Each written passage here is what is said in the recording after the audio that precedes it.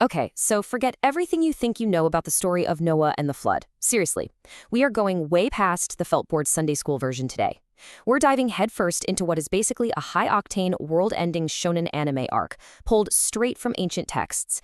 This is the Purging and Deluge saga. Let's get into it.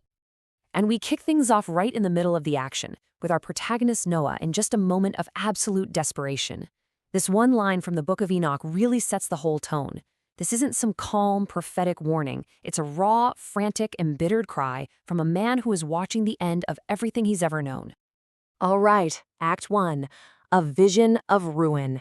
You know, every great saga starts with a hero facing a completely impossible challenge. Well, for Noah, that challenge is a vision of total, utter annihilation. So I want you to try and imagine Noah's sheer terror here. He doesn't just hear prophecy, he sees it happening. The Book of Enoch describes this horrifying vision where the ground is literally, and I mean literally, sinking and giving way right under his feet. His spirit is described as embittered as he just watches the world itself begin to crumble. And there's zero ambiguity here. This isn't some, potential future. It's a dead certainty. Its destruction was nigh. A great commotion starts to shake the entire land. A voice thunders down from heaven. And Noah? He's so overwhelmed he can do nothing but fall on his face. The world as he knows it is over.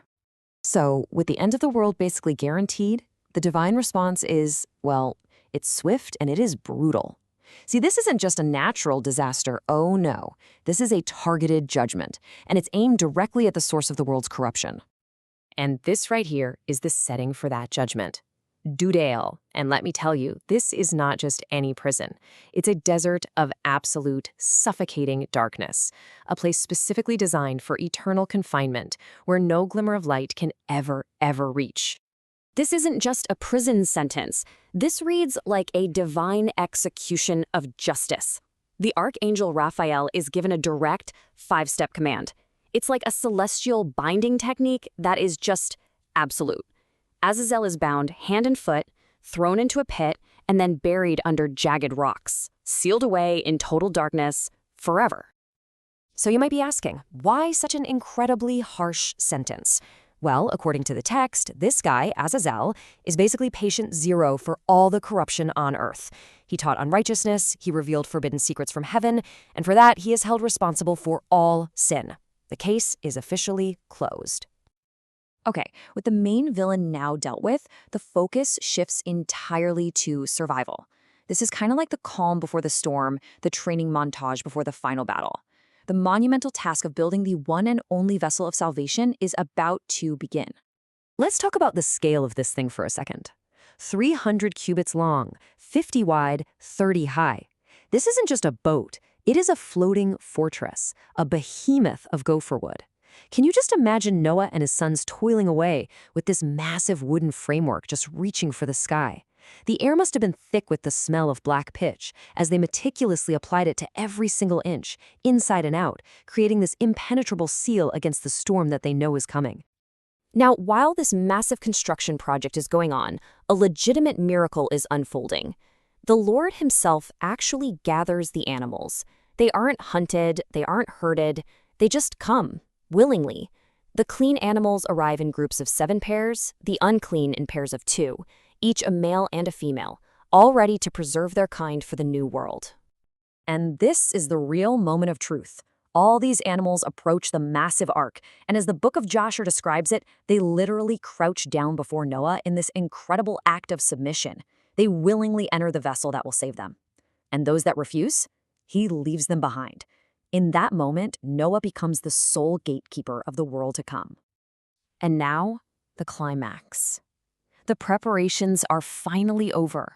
The door has been sealed, and the world that was is about to be completely washed away in a torrent of divine wrath. The timeline of destruction is terrifyingly precise. First, the Lord himself seals the door. That's it. It's a final divine act. Then there's silence for 7 days. Just a quiet, awful dread. Then the waters begin to rise. But on day 17, the whole world breaks. The fountains of the great deep erupt from below, and the windows of heaven are thrown wide open from above. For 40 days and 40 nights, the rain just pours, and the ark, this last bastion of life, is lifted up above a drowning world. But Noah and his family weren't entirely alone in that storm. The book of Joshua records a horrifying detail. 700,000 people, men and women, drenched and desperate, now surround the ark. For 120 years, they had ignored all the warnings, and now they're literally besieging the one and only place that could have saved them.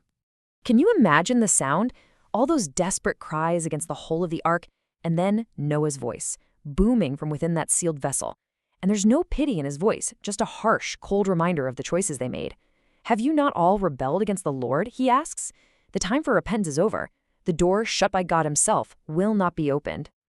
And then, just when you think it can't get any worse, utter chaos erupts. As the crowd surges forward, trying to break their way in, the Lord unleashes the very animals that were left outside. It must have been a brutal scene, lit only by flashes of lightning. Lions, wolves, all sorts of wild beasts, turning on the desperate crowd in a savage defense of the ark, driving them back into the churning, rising waters. After the storm, there is silence. The waters recede, and the survivors emerge into a world that is cleansed, but totally empty. This is the aftermath, the resolution, and it's the dawn of a new promise. So what's the very first thing Noah does in this brand new world? He doesn't build a shelter, he builds an altar. And the details of his sacrifice are just incredible. It's this rich, complex offering of clean animals, oil, wine, and frankincense. The texts describe the smoke rising up as a goodly savor, a pleasing aroma to the Lord. And in response to this offering, a covenant is forged, a divine promise. And what's its symbol? A bow, set in the clouds. Think about that. A warrior's weapon, now unstrung and hung in the sky as a testament to peace. And this is the very heart of that promise. It's a guarantee that this kind of cataclysmic destruction, this total cleansing of the world by water, will never, ever happen again. It's a promise made for all future generations. So, after all that, after witnessing the complete destruction of a world and the absolute power that caused it, the whole saga ends not with another display of power, but with a promise of restraint. And that leaves us with one final big question. In the face of such unbelievable power, what is the true nature, the true weight of a divine promise?